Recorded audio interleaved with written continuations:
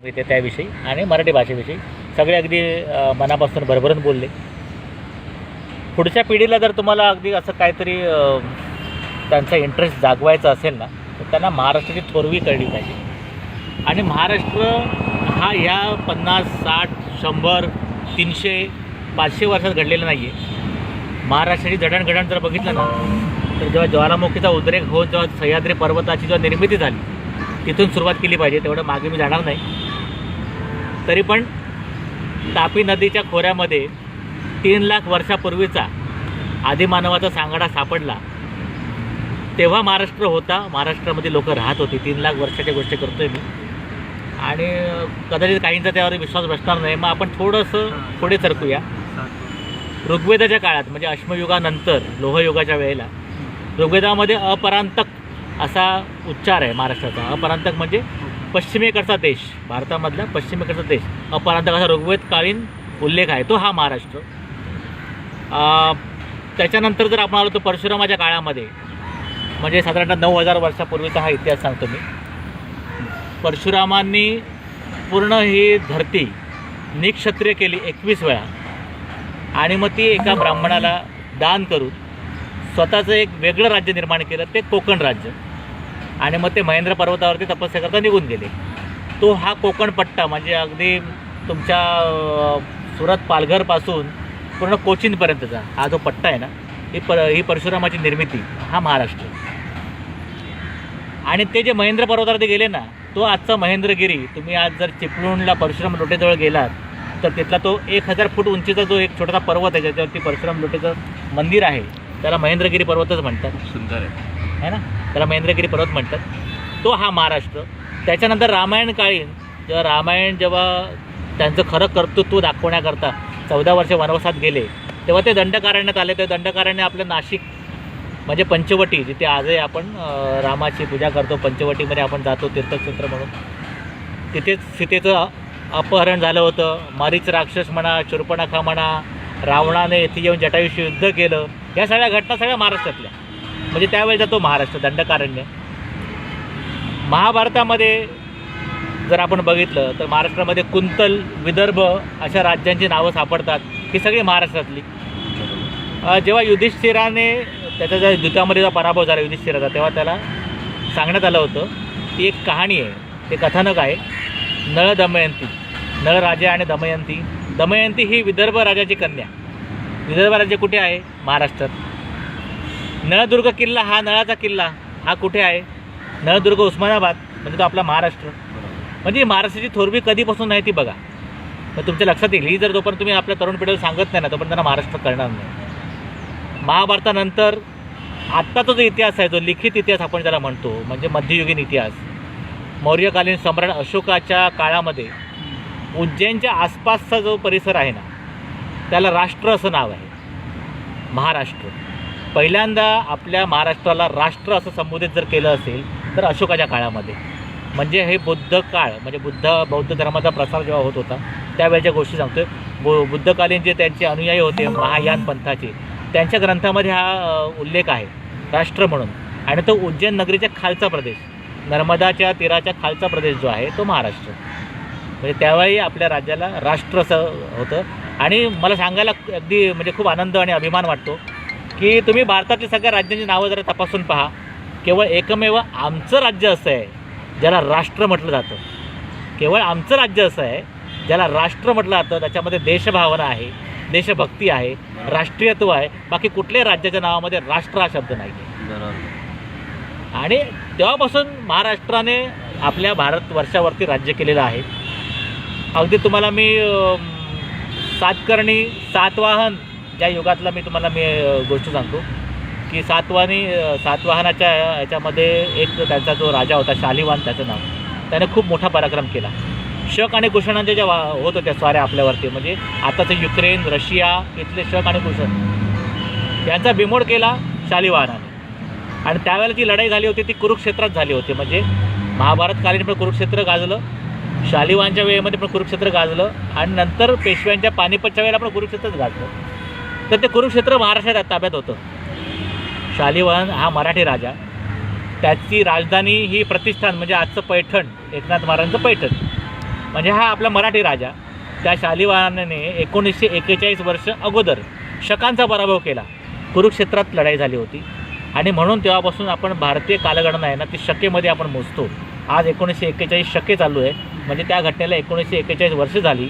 आणि म्हणजे 1941 वर्षापूर्वी मराठी राजा होता आणि म्हणून महाराष्ट्रही होता. मराठी भाषा ही एवढी जुनी आहे, सांगायची हिशोब एवढी जुनी आहे.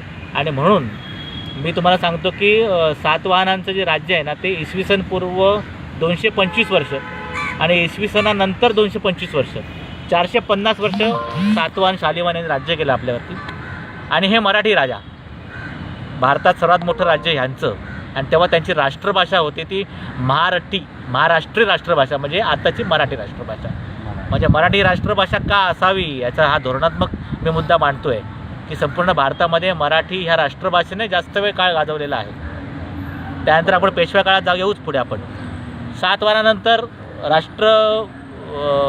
चालुक्य आले, यादव आले, राष्ट्रकूट आले, हे सगळे मराठी राजे यांनी भारतावरती राज्य केलं. कमीत कमी दक्षिण भारतावरती राज्य केलं. म्हणून मराठीची थोरवी, मराठी राज्यांची थोरवी महाराष्ट्र आमचा तेव्हापासूनचा आहे. त्यानंतर अनेक वर्ष मुघलांच्या खाली आपलं होतं महाराष्ट्र. साधारणतः 400 वर्ष आपण मुघलांचं राज्य अनुभवलं. त्यावेळेला जर सर्वात पहिल्यांदा या यवनांविरोधात लढाई करून, चारी पातशाह्यांविरुद्ध लढाई करून, त्यांना चित करून जर कोणी स्वराज्याची स्थापना केली असेल तर तो आमचा मराठी राजा छत्रपती शिवाजी महाराज. अभिमानाने नाव घ्यावं असं हे नाव. आणि त्यानंतर मग तुम्हाला इतिहास माहिती आहे संभाजी महाराजांचा, पेशव्यांनी तर अगदी दिल्लीवरती राज्य केलं. पेशव्यांच्या भावाने राघोबा दादांनी अटकेपार झेंडे फडकवले. अटक कुठे आलं? आताच्या पाकिस्तानच्या पलीकडे, पेशावरच्या पलीकडे अफगाणिस्तानची बॉर्डर म्हणजे हिंदुकुश पर्वतावरती, तिथे आपला भगवा झेंडा लागलेला आहे मराठ्यांचा. ओरिसाला कटकपर्यंत राज्य होतं मराठ्यांचं. म्हणजे अख्खा भारत मराठी अधिपत्याखाली होता. म्हणून मला मराठीविषयी जास्त आत्मीयता वाटते. आणि हे मराठीचं जे माहिती आहे ही आपल्या पुढच्या पिढीला, तरुण पिढीला, लहान मुलांना लहानपणापासून जर शिकवली, शाळेमध्ये दाखवली तर मग त्यांना त्या मराठीविषयी आत्मीयता राहील, महाराष्ट्र राज्याचा अभिमान राहील. आणि मग ही माणसं मराठीकरता तळमळीने पेटून उठतील. म्हणून आपल्या प्रत्येक कार्यकर्त्याला ही कथा तुम्ही सांगा. मध्य प्रदेशची राज्यभाषा 1956पर्यंत मराठी होती. किती लोकांना माहिती आहे? 1956 म्हणजे आत्ता स्वातंत्र्यानंतर 1956पर्यंत मध्य प्रदेशची राज्यभाषा ही मराठी होती. आपण झोपलो आहे, निद्रिस्त आहोत, आपण मागणी नाही केली म्हणून मग हिंदी झाली. मध्य प्रदेशची भाषा हिंदी कधीच नाही. मध्य प्रदेशची भाषा जी आहे ती बुंदेली, बघेली, गोंड, अवधी आणि मराठी. आता या बाकीच्या भाषांना हिंदी थोडीशी जवळची वाटली म्हणून हिंदी पुढे सरकवली. नाहीतर मध्य प्रदेशची भाषा ही मराठी. मध्य प्रदेशमध्ये जास्तीत जास्त संख्येने मराठी भाषिक. मध्य प्रदेश राज्य कोणी केलं? होळकर मराठी सरदार, शिंदे मराठी सरदार, सुमित्रा महाजन आता ज्या आपल्या लोकसभेच्या अध्यक्षा होत्या मराठीच आहेत. थोडं आपण झाशी साईडला जाऊया. झाशीची राणी मराठी, नेवाळकर मराठी, आपल्या कोकणातले.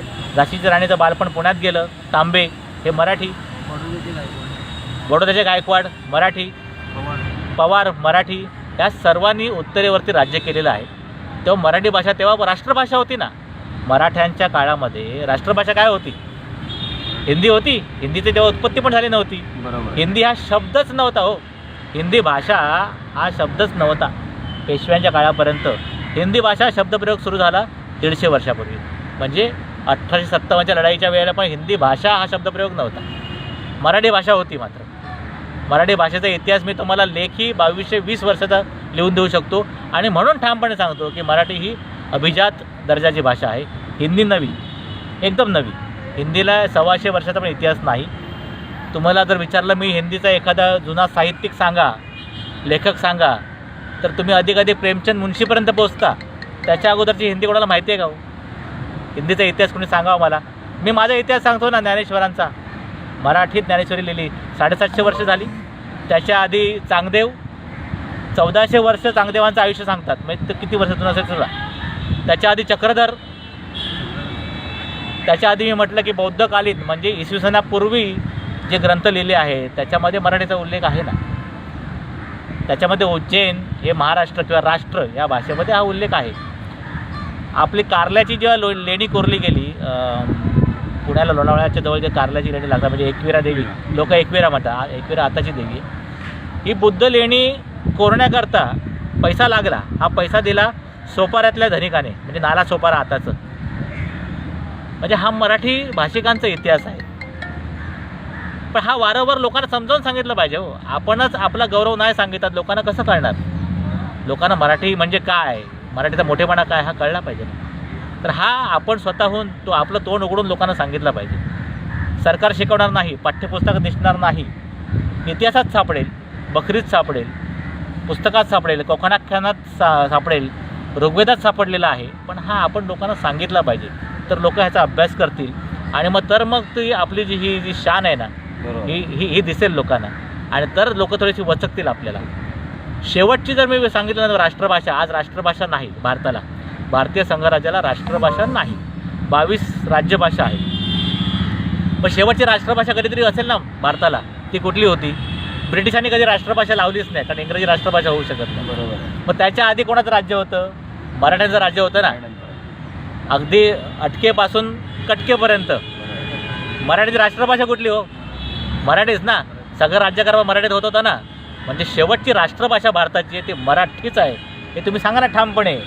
मग आज राष्ट्रभाषा मराठी का नको? आपण राज्यभाषा म्हणून लढतोय, झगडतोय, मराठीला तुम्ही मान द्या. मी तर म्हणतो राष्ट्रभाषा मराठी करा. धन्यवाद.